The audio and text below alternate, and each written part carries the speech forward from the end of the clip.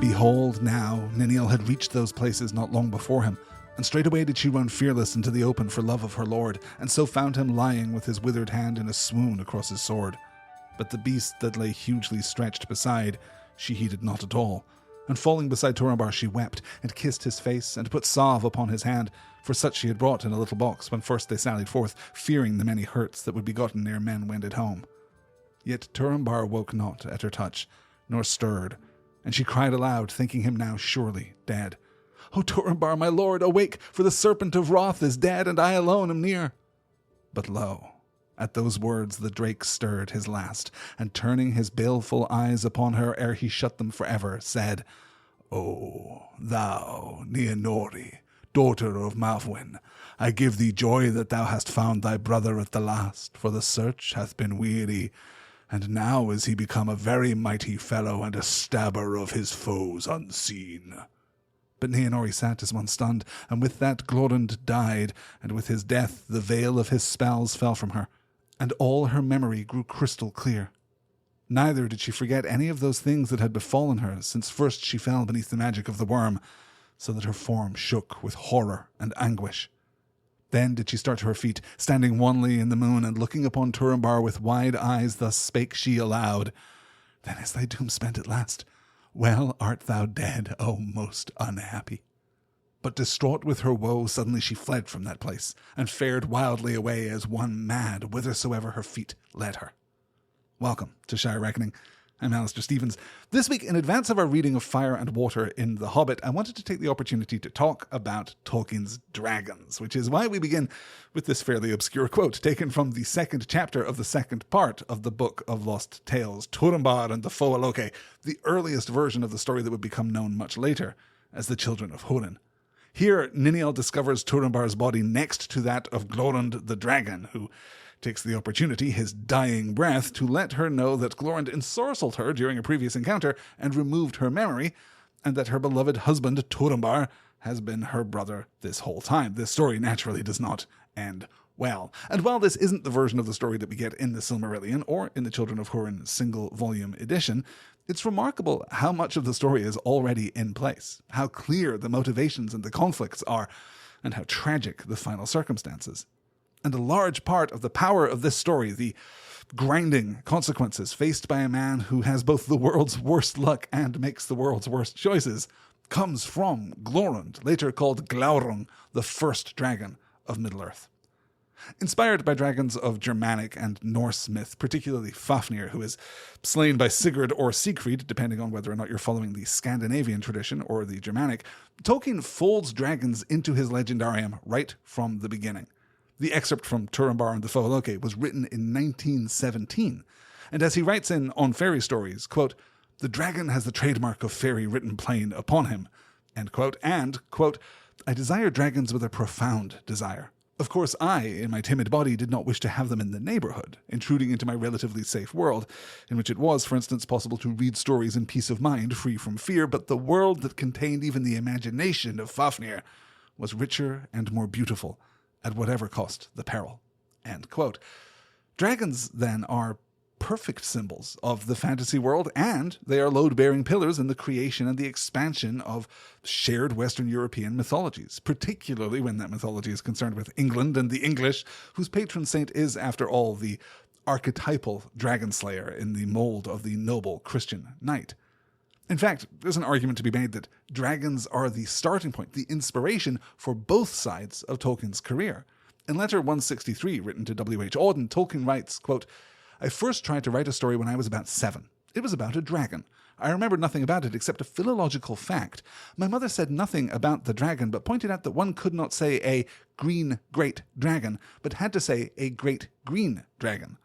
I wondered why, and still do. The fact that I remember this is possibly significant, as I do not think I ever tried to write a story again for many years, and was taken up with language." End quote. So here we see Tolkien the storyteller and Tolkien the philologist, united by the somewhat abstract ordering of adjectives in English, and the undeniable symbolic power of the dragon, whether he be great and green or green and great. This preoccupation with dragons, we should note, is a little unusual because dragons are pretty profoundly unfashionable during the Victorian period, at least in terms of depictions of fantasy and fairy tale, in part because the figure of the dragon had become, thanks to the Victorian preoccupation with the Book of Revelations, deeply connected with Satan. So here again, we can see Tolkien's rejection of the Victorian modernity which defined his childhood. Remember, Tolkien is 9 years old when Queen Victoria dies in 1901, and instead exhibit this strong preference for antiquity and mythology. I'll note, too, that the other influence of the Victorian era on the representation of dragons is the emerging study of dinosaurs, which, in the classic Victorian mode, had made people think that they had figured out not only everything about dinosaurs, of course, but the mythic origins of dragons, too, leaving no magic behind. This is unsurprisingly something that Tolkien did not appreciate, and certainly the naturalization of the dragon into the drudgery, the mundanity of real history stood in stark contrast to his sense of the dragon as being uniquely emblematic of the fantasy world. So, given Tolkien's love of dragons and his desire to uproot them from the claims of Victorian science and plant them back into fairy, into fantasy, it's perhaps surprising that there are only 4 named dragons in all of the Legendarium. Special mention should go here to Chrysophylax from Farmer Giles of Ham, the dragon from The Adventures of Tom Bombadil, the moon dragon from Rover Random, the unnamed drake, which kills Dion the First, per the account given in Appendix A of The Lord of the Rings. But because there are only 4 named dragons within the core texts, I suppose we might as well look at each one in turn and consider their qualities as the definitive fantasy monsters, as well as their roles within their specific stories. We'll begin then with Glaurung, who has this starring role in the story of Turin Turambar, but who does also show up earlier in the Silmarillion. Toward the end of the First Age, the elves of Beleriand, including the Noldor who come back to Middle-earth from Valinor, besiege Angband, the fortress of Melkor. Melkor's forces were defeated in the Dagor Aglareb, the glorious battle, but the elves lack the power to take Angband outright, so they settle into this uneasy vigilance, the leaguer of Angband. This is called the Long Peace. But during this time, Melkor is keeping busy with a few projects, including the creation of a new and more terrible foe for the elves. In the War of the Jules, the 11th volume of the history of Middle-earth, we are told, quote, "Thereafter there was peace for many years and no open assault. For Morgoth perceived now that the orcs unaided were no match for the Noldor, save in such numbers as he could not yet muster. Therefore he sought in his heart for new counsel, and he bethought him of dragons." End quote. So dragons here are definitely the kind of Tolkienian creatures which defy easy categorization. We've talked a little about this before. It seems clear that in this early 1930s version of the story, that Melkor creates the dragons from whole cloth. Unfortunately, this isn't revised to account for the later assertion that evil, and Melkor specifically, cannot create things. This is the root of the recurring and familiar orc problem. So, it's tempting to put dragons in the same category as Balrogs, the Maiar spirits of fire corrupted by Morgoth, but then I don't know how we square that with this notion that Morgoth bethought them. I don't know that we even need to square it with that notion, given that this reference exists only in early drafts of the story. The nature of dragons is as difficult to pin down with any great certainty as recent Shire Reckoning topic Tom Bombadil. But their narrative force and their mythic symbolic power is much more straightforward. Glaurung first appears when he slips out of Angband in the dead of night and defiles the plains of Ardgalan. But Fingon the Valiant rides out with his archers, and they encircle Glaurung. Quote, "Glaurung could not endure their darts, being not yet come into his full armory, and he fled back to Angband and came not forth again for many years. Fingon won great praise, and the Noldor rejoiced, for few foresaw the full meaning and threat of this new thing." End quote. This clarifies for us the idea that Glaurung is not a winged dragon. Rather, he moves on 4 great legs, and he's often depicted as looking, I don't know, kind of like a Gila monster or a Komodo dragon scaled up to Godzillian proportions.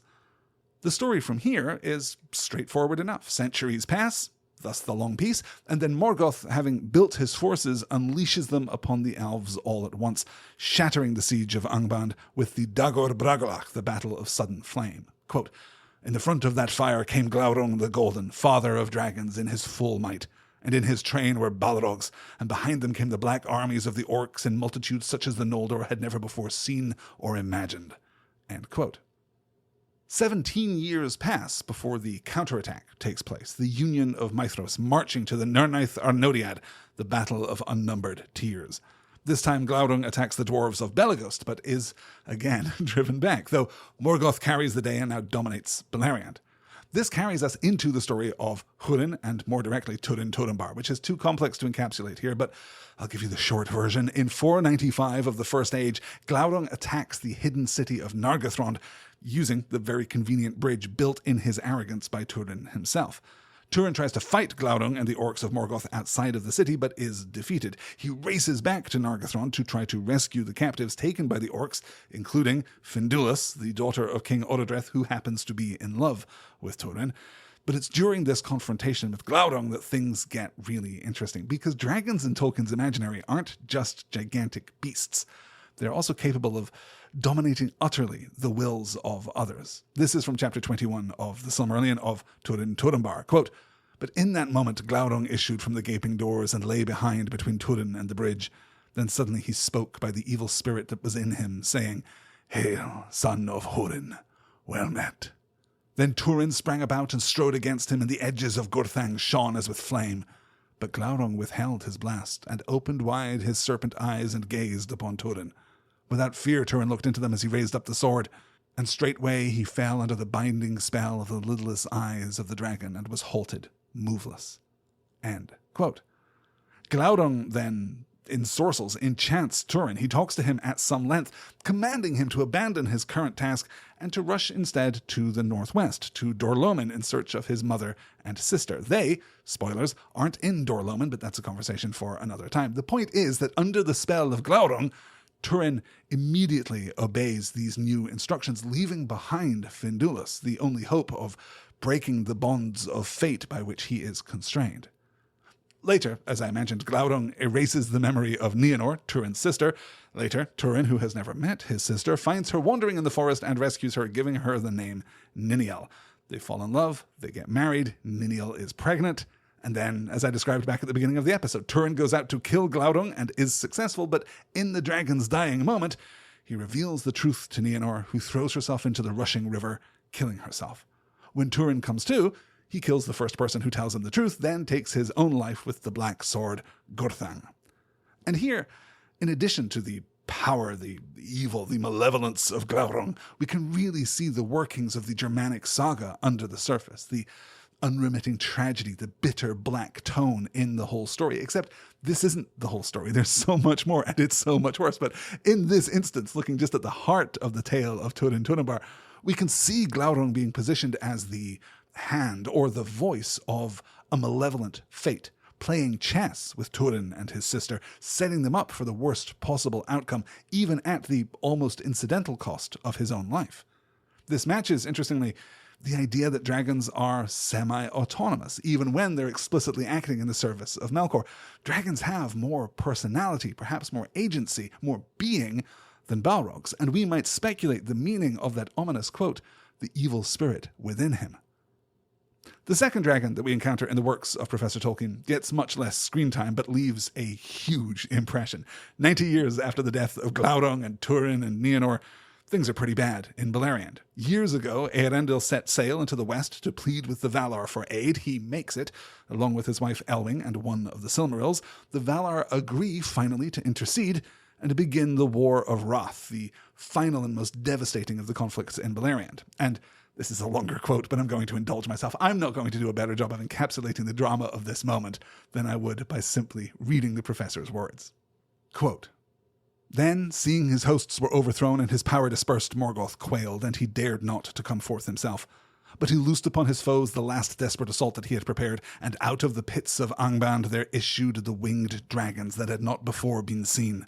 And so sudden and ruinous was the onset of this dreadful fleet that the host of the Valar was driven back, for the coming of the dragons was with great thunder and lightning and a tempest of fire. But Eärendil came, shining with bright flame, and about Vingalot were gathered all the great birds of heaven, and Thorondor was their captain, and there was battle in the air all that day and through a dark night of doubt. Before the rising of the sun, Eärendil slew Ancalagon the Black, the mightiest of the dragon host, and cast him from the sky, and he fell upon the towers of Thangorodrim, and they were broken in his ruin. Then the sun rose, and the host of the Valar prevailed, and well nigh all the dragons were destroyed. and all the pits of Morgoth were broken and unroofed, and the might of the Valar descended into the deeps of the earth. End quote. That, believe it or not, is the sole mention of Ancalagon the Black, the mightiest of the dragon host, in the Silmarillion. But Ancalagon's position as the apotheosis of dragonkind is confirmed not in the Silmarillion, but rather in the second chapter of The Lord of the Rings, when Gandalf tells Frodo, quote, "It has been said the dragon fire could melt and consume the rings of power, but there is not now any dragon left on earth in which the old fire is hot enough. Nor was there ever any dragon, not even Ancalagon the Black, who could have harmed the One Ring, the ruling ring, for that was made by Sauron himself." End quote. That's the only other reference to Ancalagon that we get, save for one mention in the Peoples of Middle-earth in which Andreth, the Wise Woman, a fascinating character, by the way, prophesies that Turin will slay Ancalagon during the last battle, the apocalyptic resolution to this marred world, and the beginning of an unflawed creation. So here, unlike Glaurung, Ancalagon is positioned more as, well, a kind of monster, yes, as a physical and material threat, but also as a kind of final boss for the history of Beleriand and the War of Wrath, and if Andreth's prophecy is correct, kind of a final boss for all of creation. This, clearly, is the Revelations reading of the draconic figure that I mentioned earlier. This isn't quite Satan as dragon, because there isn't quite space for Satan in Tolkien's cosmology, but we can, I think, see the connection drawn here. Certainly, it might well be argued that there is more to connect Ancalagon with Satan in Revelations than there is to connect Ancalagon and Glaurung, besides the fact that they breathe fire. Certainly, Ancalagon displays none of Glaurung's intelligence or his malevolence or his power of personality, and their narrative roles are very different. Which takes us, chronologically in terms of publication, to Smaug. I have, of course, already talked at length about Smaug the Mighty, the Tremendous, the Unaccessibly Wealthy, all the other things that Bilbo calls him, over in our episodes on The Hobbit. I will have more to say on that topic this week, but it's interesting to see Smaug the Golden as a composite of both Glaurung and Ancalagon, a traditional, archetypal, winged, fire-breathing, horde-owning dragon, but with some of that fierce intellect and power to coerce that we noted in Glaurung. I mean, a similar kind of intellect and power to coerce, though, of course, this is the Third Age, and we have fallen far from the heights of the First. What's perhaps most interesting about Smaug as a dragon, particularly Smaug in relation to Glaurung, is the repositioning of the dragon with regard to fate. If Glaurung is the malevolent agent of Turin's fate, then Smaug is himself the victim of fate, falling to the Black Arrow over Laketown. For, as I say, further discussion on this, stick around for the next live seminar session in which we'll discuss Chapter 14 of The Hobbit, Fire and Water. Lastly, we come to the only dragon unique to The Lord of the Rings, Scatha the Worm, who is mentioned in passing by Éowyn near the end of the book and gets a sketch of a story in the House of Earl section of Appendix A. There isn't really a lot to be said here. But there are a couple of interesting things that we can observe about where dragons are and where they aren't across Tolkien's work. Obviously, there are similarities between the four named dragons, but what's more striking is how different they are from one another. Tolkien doesn't go to any lengths to establish a functional taxonomy of dragons, a project that later fantasy authors and role-playing game designers would undertake with enthusiasm and zeal. But Tolkien does manage to represent the various types of dragon common to European myth, and most of the stories associated with dragons in folklore. So Scatha is emblematic of, appropriately enough considering his position in the history of the Rohirrim, your Anglo-Saxon monster dragon. He is just a beast out there in the wild to be slain. Smaug, antagonist of the fairy tale book, is a classic fairy tale dragon. Ancalagon, your Victorian-era Satan analog dragon, the greatest incarnation of evil. And Glaurung, your Fafnir, the hand of fate, the voice of doom. In this way, in much the same way as Tolkien uses the many branches of elvendom to account for, to illustrate the different mythic traditions of fairies, we can see him sketching here the various kinds of dragons with which his contemporary audience would be familiar, instantiated into these four named individuals. But that leaves us with a huge question. Having acknowledged the mythic power of dragons and their personal significance to Professor Tolkien, besides one reference to Ancalagon, one to Scatha, and two to Smaug, all of whom are long since deceased, why are there no dragons in The Lord of the Rings? I'm inclined to answer this question in two ways. The first, and less important, I would say, is the desire to avoid repetition. It is clear from Tolkien's letters, even fairly early in the drafting process, that he doesn't just want to repeat The Hobbit, and Smaug's iconicity at the heart of that story does, perhaps, lead him away from the idea of incorporating dragons into the second book. But I would argue that the much more important reason is Tolkien's commitment to the internal consistency of his own world. Dragons are, as established, immensely powerful and difficult to kill. Smaug, a Third Age dragon, a trifling foe, takes out Erebor, the wealthiest and most powerful dwarven stronghold in the world, single-handed. And what's more, he's only killed, as the narrative makes clear, thanks to the intervention of this raw, uncut, heroic prophecy, this fate. And that doesn't happen every day. The presence of dragons in the story of the War of the Ring, even a single dragon in the story of the War of the Ring, would move the conflict up to a different scale entirely, away from the armies of the West in the Third Age. Besides those armed with the power of fate, the power of prophecy, I'm thinking here of Bard killing Smaug, I'm thinking of Éowyn killing the Witch King of Angmar, we might wonder if, in the Third Age, anyone now lives who could slay a dragon. That said, I think it might be argued that there are, in fact, dragons in The Lord of the Rings, or at least there are creatures that occupy the same kind of narrative space, creatures which could be turned into dragons without changing much of the story. The first and most obvious of these, perhaps, is Durin's Bane, the Balrog encountered in Moria. There is obvious parallelism in the fall of Erebor to fire from above, the fall of Moria to fire from below. Functionally, there's no reason that the Balrog couldn't be a dragon, except that we've seen dragons before, and the encounter with Durin's Bane is therefore novel as well as awesome. The second possible dragon in The Lord of the Rings, for very similar reasons, is Shelob. Again, this is not to suggest that Shelob is a dragon, or that Shelob is anything other than a gigantic nightmare spider, and obviously her spider poison is put to good effect, but you could easily imagine Frodo being stunned into insensibility by the power of a Glaurung-style Glaurungian dragon, much as Turin is. Like Durin's Bane, Shelob is arguably more frightening, more alien than a dragon could be, but I think that we can imagine from a distance a dragon fulfilling the same narrative role. And the third example is so close to being a dragon that some people will argue that it is, in fact, a dragon, even though it isn't. This, of course, is from the Battle of the Pelennor Fields. Quote, "The great shadow descended like a falling cloud, and behold, it was a winged creature, if bird then greater than all other birds, and it was naked, and neither quill nor feather did it bear, and its vast pinions were as webs of hide between horned fingers, and it stank. A creature of an older world, maybe it was, whose kind, lingering in forgotten mountains cold beneath the moon, outstayed their day, and in hideous eyrie bred this last untimely brood, apt to evil. And the Dark Lord took it, and nursed it with fell meats, until it grew beyond the measure of all things that fly, and he gave it to his servant to be his steed."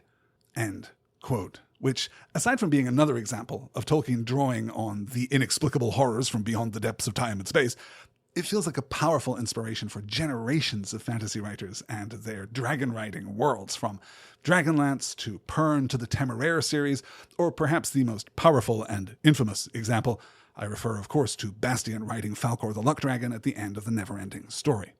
Of course, the fell beasts of the Nazgul don't read exactly like dragons, and it's pretty clear that Tolkien is imagining them as pterosaurs of some kind preserved in a Middle-earth equivalent of Marvel Comics' Savage Land. He confirms as much in a letter to Rona Beer, in which he acknowledges that the fell beasts are, quote, pterodactylic, end quote. But just like the prior examples, they are enough like dragons that in any other fantasy novel, they probably would be. All of which is to say that while Tolkien inherits a fantasy tradition that has diminished and sidelined dragons, through these four named dragons, and if we're honest, mostly through Smaug, he single-handedly rehabilitates the dragon as a fierce, intelligent, deadly foe. And in so doing, of course, sets a template for fantasy writers for the next 100 years and beyond.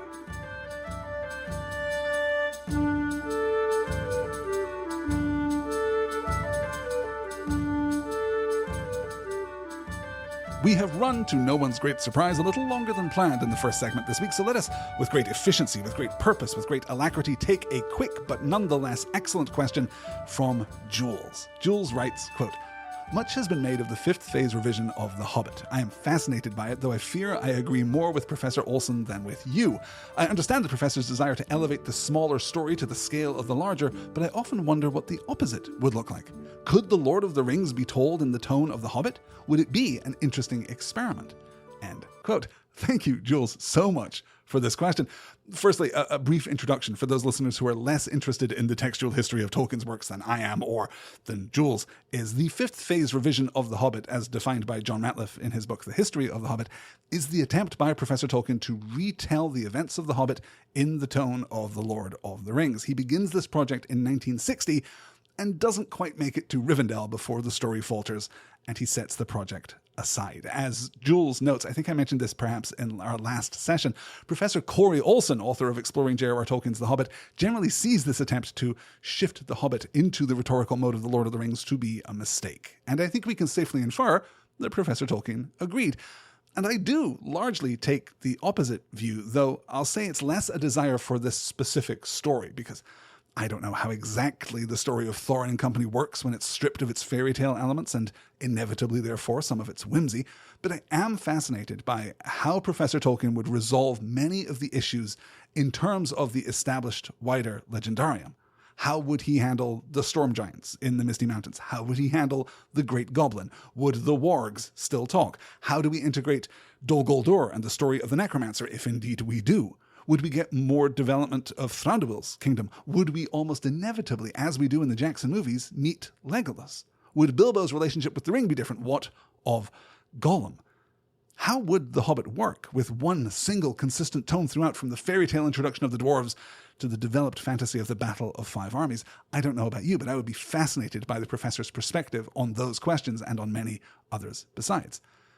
So much, though, for The Hobbit in the mode of The Lord of the Rings. What, as Jules asks, about The Lord of the Rings in the mode of The Hobbit? And the truth is that we have some version of this story, at least initially, because The Hobbit sequel begins in much the same way as the earlier story, with much the same tone. In fact, the very earliest draft, which runs to 5 manuscript pages, which Tolkien begins less than 3 months after the publication of The Hobbit in 1937, feels basically compatible with that earlier book. This is how the chapter, which is entitled in this first draft, as it will be in the finished text, A Long-Expected Party, begins. Quote, "When Bilbo, son of Bungo, of the family of Baggins, prepared to celebrate his 70th birthday, there was for a day or two some talk in the neighbourhood. He had once had a little fleeting fame among the people of Hobbiton and Bywater. He had disappeared after breakfast on April 30th, and not reappeared until lunchtime on June 22nd in the following year." End quote. And you can feel there, I think, that same gentle, genial, professorial narrative voice that we know so well from The Hobbit, and which persists even as far as the beginning of the published Lord of the Rings. It's tempting to think of this narrative voice as being anchored in the Shire, as being a product of the Shire, and to observe that it grows less prevalent in the text as we move geographically further away. But we should note that it has fallen out of the text all but entirely by the time that we return to the Shire at the end of The Lord of the Rings and face the Scouring.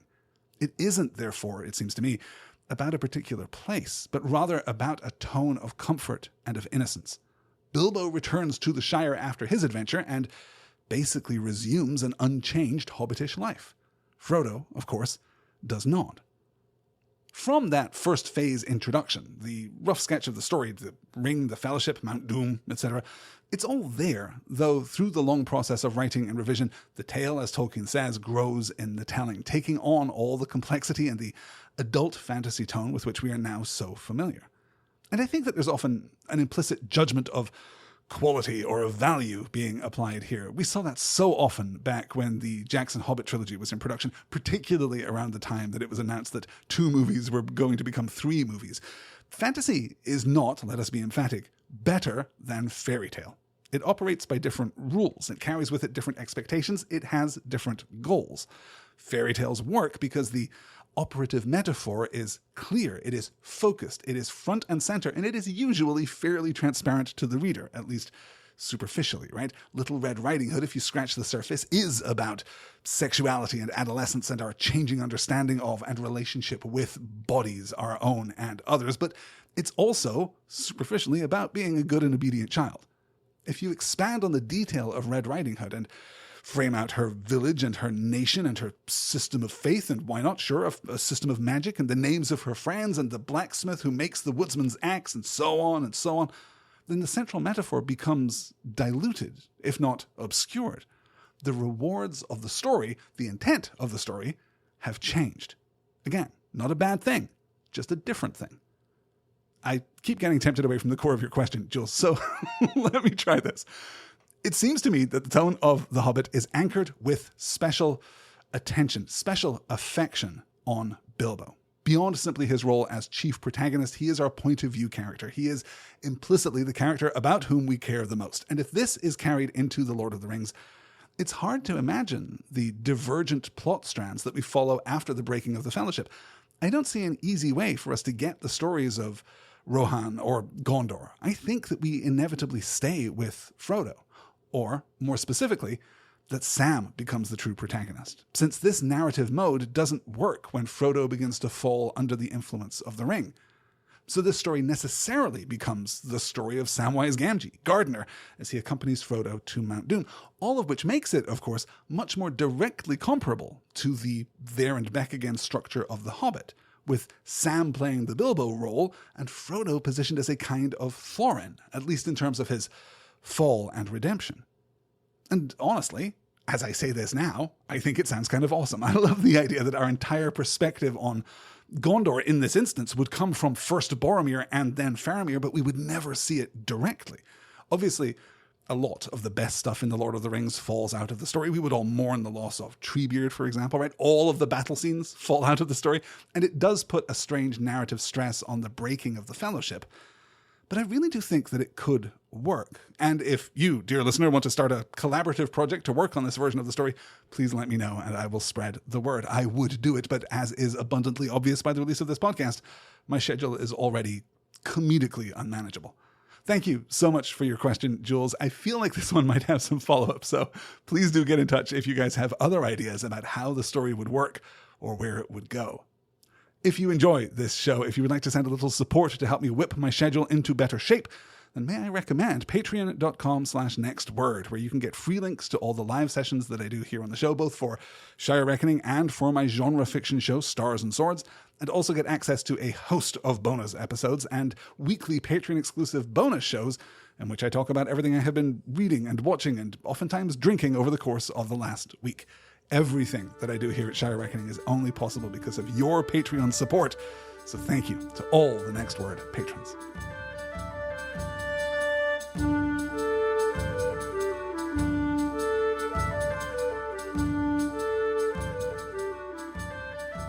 I have talked previously about quiet weeks in Arda, but boy, this week is unusually empty. In the Third Age timeline, Frodo and company are resting at Rivendell and will remain there for a good while yet.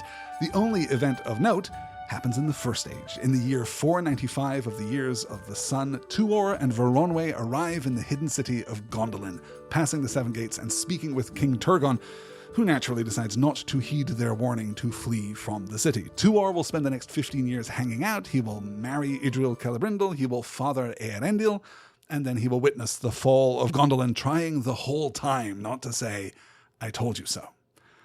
Luckily, in real history, our almanac is a little more full, though not, I should warn you, entirely happy.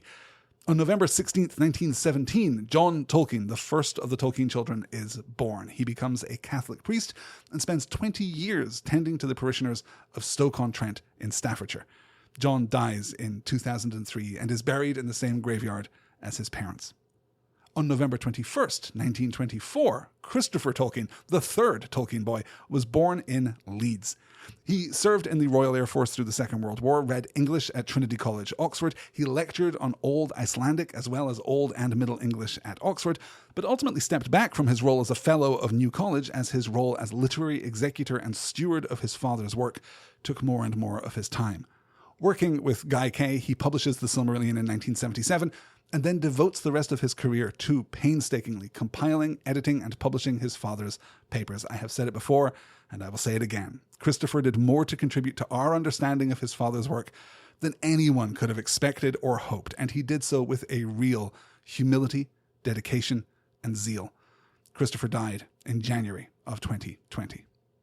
And on the subject of sad losses, we must note that on November 22nd, 1963, the date of the assassination of John F. Kennedy in Dallas, Texas, writer, scholar, and fellow Inkling C.S. Lewis died at the age of 64.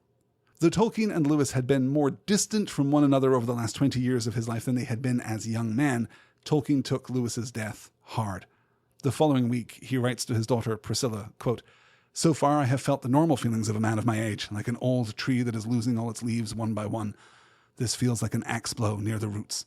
Very sad that we should have been so separated in the last years, but our time of close communion endured in memory for both of us." End quote.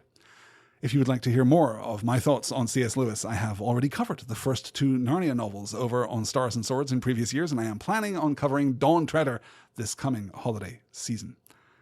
In publication history, November 18th was the 45th anniversary of the publication of The Unfinished Tales in the US. November 20th was the 40th anniversary of The Lays of Beleriand, also published for the first time in the US. And then November 22nd is the 63rd anniversary of the first publication of The Adventures of Tom Bombadil, which suggests that one might have switched the topics of the last 2 podcast episodes, but now surely is not the time to start regretting such things. In Tolkien news, perhaps the most intriguing thing that I saw all week was the news that Tolkien's desk from Merton College is going up for auction in a couple of weeks' time. After he used it for proofing and finalizing The Lord of the Rings, maybe you've heard of it, Tolkien sold the desk to novelist Dame Iris Murdoch, which is extremely cool. Estimates for the selling price begin at £50,000, which is like $65,000 right now. So if you're so inclined, as I say, that's patreon.com/nextword to pledge your support. I can't imagine that I will raise enough money to do something genuinely stupid but very cool. But if I do, you'll be the first to know.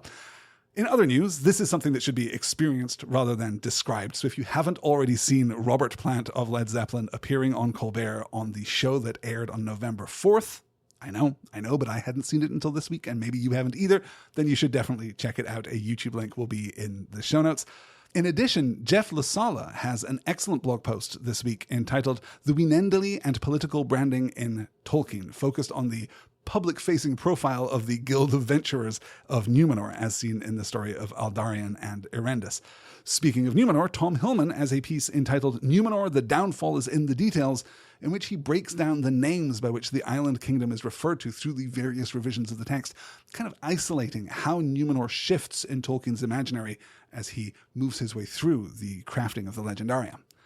And that, I think, will do it for this episode of Shire Reckoning. Thank you for listening. Thank you for your support. Stay tuned for the next live session of the show, in which we will look, as I say, at the chapter Fire and Water. If you are listening to this shortly after its release, then you should know that right now I'm thinking about Sunday afternoon, the 23rd. Follow the Patreon page for free to get those live links, or pledge your support there too to help me keep making these shows, and who knows, someday buy the Professor's desk, from which I promise to podcast about nothing but Tolkienalia. And that'll do it. Thank you so much for listening, and as always, Aure Enteluva, and watch out for dragons.